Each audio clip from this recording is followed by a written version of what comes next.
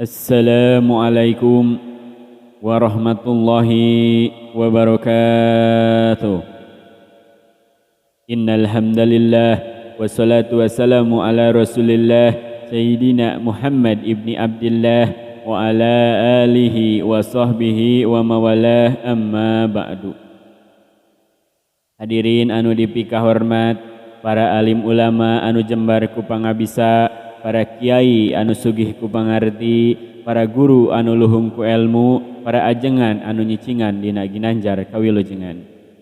Oge teu hilap ka bapa-bapa, ibu-ibu, nini-nini, aki-aki, pemuda rawuh pemudi, teka kantun kamurang kalih anu waraning galih, anu ku pribados dipika hormat, rek nu jangkung, rek nu pendek, nu kasep, nu rodek, nu mancung, nu pesek, anu sami-sami ku pribados dipika hormat, anu insyaallah ku Allah dimulyakeun.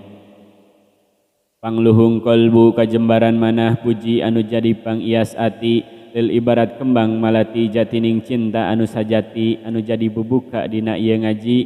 Mangga urang sanggakeun kadat Allah nu maha suci, anu ngadegkeun langit sinarang bumi.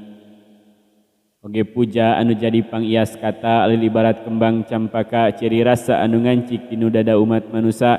Mangga urang sanggakeun kadat Allah nu maha kawasa, anu murbeng alam dunia jeung sagala eusina. Oge syukur anu jadi figur ieu catur, lil ibarat kembang bungur anu luhur. Mangga urang sanggakeun kadat Allah nu maha gopur, anu gopurna moal tiasa diukur-ukur. Teka selip-selip dina ati, teka selap-selap dina rasa, rahmat miwah salam mugia kinuluran kapaduka alam, pahlawan revolusi Islam sealam dunia, anu jujur arif tur bijaksana, pamimpin anu sajati, anu moal gonta-ganti nepikeun ka yaumul jajan nanti. Oge teu hilap ka keluargana, sahabatna, tabiina, oge mudah-mudahan eta rahmat teh dugi ka urang sadaya selaku umatna. Amin ya Allah ya rabbal alamin.